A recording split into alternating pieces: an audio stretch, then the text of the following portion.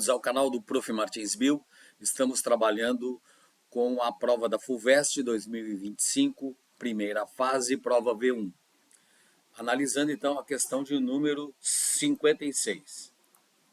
Olha só, eu fiz algumas marcações aqui, tá? O processo de mumificação usado pelos egípcios começava com a retirada dos órgãos e desidratação do corpo, ou seja, eles retiravam água do corpo, utilizando uma mistura natural obtida em leito de lagos de sais solúveis de sódio, como carbonato, hidrogênio carbonato, cloreto e sulfato.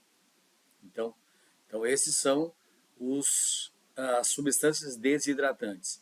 Após a desidratação, o corpo era preenchido com uma mistura de serragem e ervas aromáticas, como canela, cássia, mirra e até mesmo cebola, que por conterem álcoois e aldeídos com propriedades antimicrobianas, dificultavam a decomposição do corpo.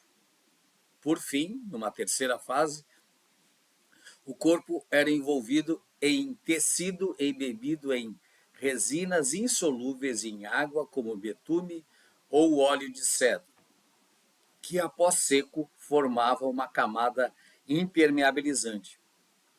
E agora nós vamos analisar todas as alternativas. Então, a alternativa A, nós temos o seguinte: os sais de sódio mencionados, por serem hidrofílicos, repelem a água. Bom, essa frase está incorreta, porque hidrofílico significa que tem afinidade com a água, né? Então não pode repelir a água. Mas é bom a gente lembrar, né, que o sódio é do grupo 1A da tabela periódica, o grupo dos metais alcalinos. E esses metais alcalinos reagem facilmente com a água, formando substâncias alcalinas, como os hidróxidos. Então, aqui está o erro da alternativa A. Bem, vamos para a letra B. Propanona e hexano são exemplos de álcoois e aldeídos antimicrobianos. Em primeiro lugar, propanona é uma acetona. Não é nem um álcool, muito menos aldeído, certo? Então, a propanona é uma acetona porque tem uma carbonila num carbono secundário da cadeia, sendo esse carbono aqui o carbono R1, ok? Então, vale a pena lembrar, então não é álcool nem aldeído, vale a pena relembrar os grupos funcionais, certo? Lá da orgânica. Então tá aqui, ele é uma cetona, tá? Então aqui a carbonila no carbono secundário, tá? Então, e por que a gente fala propanona? Prop porque tem 3 carbonos, tá aqui, 3 carbonos, certo? E propanona, AN, é porque só tem ligação simples entre os carbonos, não esqueçam. Não falamos do hexano nessa alternativa, certo? O hexano é um alcano, é um hidrocarboneto de cadeia aberta com ligações simples entre os carbonos, certo? E os hidrocarbonetos aqui, ó, metano, um carbono, etano, 2 carbonos, propano, então, 3 carbonos, tá? Aí a propanona, né? E aqui o hexano com 1, 2, 3, 4, 5, 6. 1, 2, 3, 4, 5, 6 carbonos, certo? O hexano, então, não apresenta grupos funcionais. Vamos analisar agora a alternativa C. Assim como o betume e óleo de cedro, qualquer outro composto orgânico serviria como impermeabilizante. Isso não é verdade. Porque, por exemplo, o álcool, o vinagre, a acetona e o açúcar são compostos orgânicos e são polares, ou seja, não são impermeabilizantes. O que se deve levar em conta nessa questão? Que esse composto orgânico seja apolar para ser impermeabilizante, ok?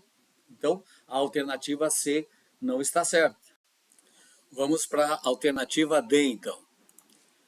Todo sal iônico poderia ser utilizado em substituição aos sais de sódio mencionados. Aqui, sais de sódio. Isso não é verdade, porque o critério teria que ser o seguinte: somente sais iônicos solúveis em água poderiam ser utilizados em substituição aos sais de sódio. tá? Então vocês têm que lembrar daquela tabelinha ali, o sal, tá? Então o nitrato e qualquer outro componente, todos são solúveis, não tem exceção. No sulfato, tá? Maioria é solúvel, com exceção do sulfato de cálcio, de bário, de estrôncio e de chumbo, certo? Aqui, os aletos, né, da família 17, cloreto, brometo e iodeto, maioria solúvel, com exceção da prata, do chumbo e do mercúrio. Carbonato e fosfato, aqui é diferente aqui, são insolúveis, com exceção, tá, da família 1A, que eu disse para vocês, que reage com a água, certo? E do amônio. Então, esses aqui são solúveis, cuidado aí, tá?